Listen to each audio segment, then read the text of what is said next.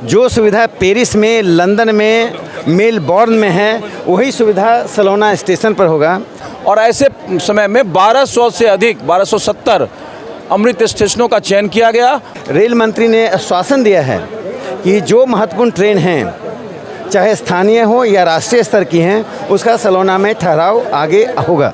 इसीलिए आने वाले दिनों में बेगूसराय और बरौनी भी एक बड़े स्टेशन के रूप में उपस्थित होगा। हम बोलते नहीं, हम करते हैं।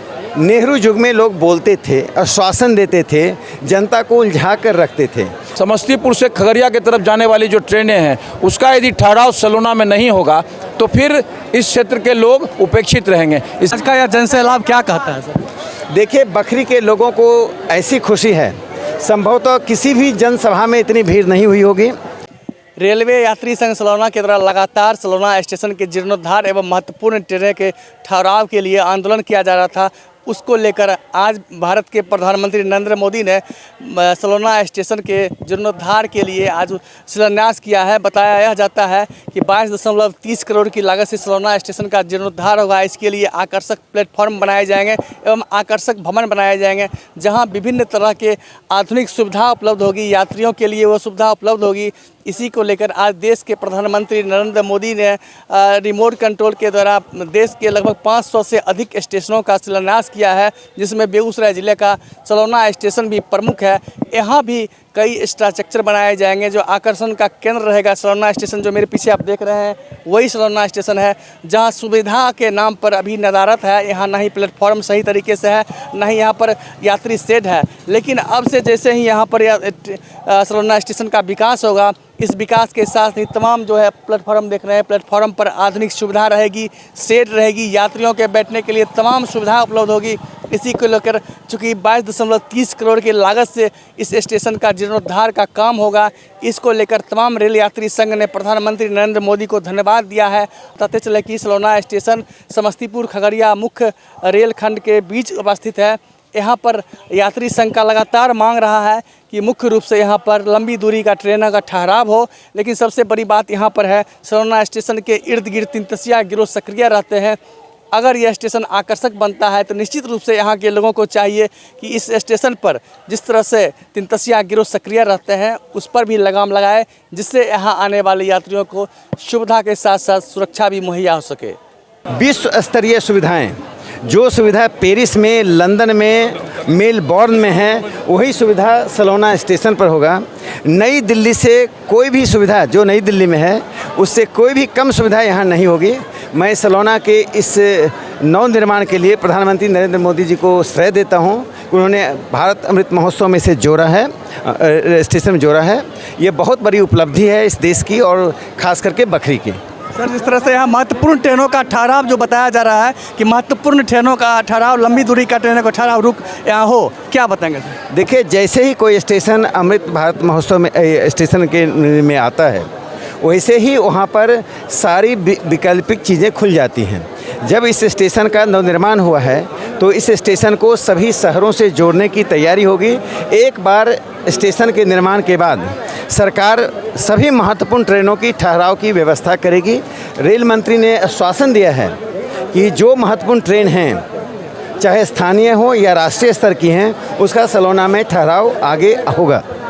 सर, सुदूर ग्रामीण क्षेत्र में प्रधानमंत्री के द्वारा जिस तरह से यह आयोजन किया गया है और स्टेशन को विकसित करने का प्रयास किया गया, उनके पहल को क्या बताएंगे सर? देखिए, सबका साथ, सबका विश्वास का यह ज़मीन पर उतारा गया इस नारा है। हम बोलते नहीं, हम करते हैं। नेहरू युग में लोग बोलते थे, आश्वासन देते थे, जनता को उलझा कर रखते थे। आखिर 47 से लेकर 2022 तक ये स्टेशन पर किसी का ध्यान क्यों नहीं गया? क्यों वही शौचालय की स्थिति इतनी दयनीय थी, प्लेटफॉर्म की हालत इतनी ख़राब थी कि प्लेटफॉर्म पर लोहे का तार निकला हुआ था, कोई जल्दी से ट्रेन जाए तो उलट कर गिर जाए। ऐसी स्थिति पर ध्यान यदि हमारा जाता है और सरकार उस पर कदम बढ़ाती है, तो ये मानना पड़ेगा कि मोदी जी की कार्य संस्कृति और जनप्रतिनिधियों का कार्य करने का तरीका नेहरू युग से बदल चुका है। आज का यह जनसैलाब क्या कहता है सर? देखिए, बखरी के लोगों को ऐसी खुशी है, संभवतः किसी भी जनसभा में इतनी भीड़ नहीं हुई होगी। और मैं यहाँ के स्थानीय कार्यकर्ता राजीव वर्मा जी हैं, नीरज नवीन जी हैं, राजेश अग्रवाल जी हैं, जो यात्री संघ के थे, सबको बधाई देता हूं कि उन्होंने डोर टू डोर कैंपेन किया है और प्रधानमंत्री जी के इस कार्य को जनता तक पहुंचाने तक, जनता तक समझाने का काम किया है। मैं कहता हूं कर्म की ध्वनि अस्थाई होती है। यह प्रधानमंत्री नरेंद्र मोदी जी के कर्म की ध्वनि है जो सलोना स्टेशन को उन्होंने इस स्तर का स्टेशन बनाने का संकल्प दिया है और हमारी मांग को पूरा किया है। सर, देश के प्रधानमंत्री नरेंद्र मोदी के द्वारा जिस तरह से सलोना स्टेशन का कायाकल्प करने का दिशा में प्रयास किया गया है, आज काफ़ी बेहतर प्रयास है, और क्या बताएंगे सर प्रधानमंत्री के इस प्रयास को? देखिए, आज़ादी का 75वां वर्ष चल रहा है और इसीलिए हम ये कहते हैं कि ये आज़ादी का अमृत महोत्सव है और देश के यशस्वी प्रधानमंत्री ने रेलवे अंग्रेज़ों के समय में गुड्स कैरिंग ट्रेन था। बाद के आज़ादी के दिनों में इसको वेलफेयर से जोड़ा गया और नरेंद्र मोदी जी के कार्यकाल में ये एक साथ अपनी विरासत को, एक साथ कनेक्टिविटी को, एक साथ संपूर्ण भारत और उसकी विविधताओं को उपस्थित कर रहा है।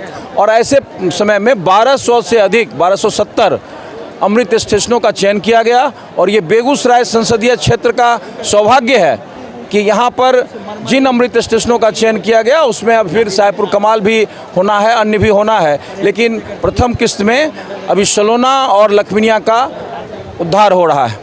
इसके साथ साथ मैं इस बात को भी जोड़ना चाहता हूँ कि बेगूसराय में जो पूर्व मध्य रेलवे है उसने 11 स्टेशनों को वर्ल्ड क्लास स्टेशन के रूप में परिणत करने का निर्णय लिया है और ये बेगूसराय संसदीय क्षेत्र का सौभाग्य है कि बेगूसराय और बरौनी ये इसमें शामिल है। इसमें मॉल होंगे, पार्किंग स्पेस होंगे, मल्टीपल पार्किंग स्पेस होंगे और उसके साथ निकास के और अन्य द्वार होंगे। एक ऐसा मॉडल होगा जो विश्व स्तरीय मॉडल स्टेशन के रूप में होगा। इसीलिए आने वाले दिनों में बेगूसराय और बरौनी भी एक बड़े स्टेशन के रूप में उपस्थित होगा। अब सबसे बड़ी समस्या ये है कि ट्रेनों के ठहराव के बारे में, चूँकि मैं पूर्व मध्य रेलवे का ZRUCC का मेंबर भी हूँ, एक तरफ आप लंबी दूरी की तेज़ गतियों की ट्रेन चाहते हैं और साथ साथ लोगों की अपेक्षा है कि उसका ठहराव भी हो, इसीलिए ठहराव के मानक बने हुए हैं और उन मानकों के अंदर सलोना में चूँकि ये आवश्यकता इसलिए है कि बेगूसराय से 40 किलोमीटर दूर है और इसमें समस्तीपुर से खगड़िया की तरफ जाने वाली जो ट्रेनें हैं उसका यदि ठहराव सलोना में नहीं होगा तो फिर इस क्षेत्र के लोग उपेक्षित रहेंगे। इसीलिए जो एक्सप्रेस ट्रेन है, जो यात्री ट्रेन है, उसका यहाँ ठहराव होगा, लेकिन उन ट्रेनों के बारे में जो बड़ी लंबी दूरी की ट्रेन है, जो अभी वंदे मातरम ट्रेन है, इन ट्रेनों में आप एक तरफ ये भी खोजते हैं कि 4 स्टॉपेज के साथ हम दिल्ली पहुंच जाएं, 4 स्टॉपेज के साथ हम रांची से पटना पहुंच जाएं और साथ ही साथ आपको स्टॉपेज भी बढ़ेगा, तो ये दोनों में विरोधाभासी है। इसीलिए मेरा साफ साफ कहना है कि रेलवे उत्तरोत्तर विकास की ओर ही है, वेलफेयर की तरफ है और सलोना का जो आज शिलान्यास हुआ है, बखरी एक नए रूप में उपस्थित होगा और सलोना का स्टेशन बखरी की विविधताओं को समेटते हुए, विकास को समेटते हुए उसका प्रतिरूप होगा। धन्यवाद। ये थे सांसद प्रतिनिधि अमरेंद्र कुमार अमर, जिन्होंने सलोना स्टेशन को लेकर बहुत कुछ कहा है। अब देखना है कि आने वाले समय में सलोना स्टेशन का कहाँ तक विकास हो पाता है।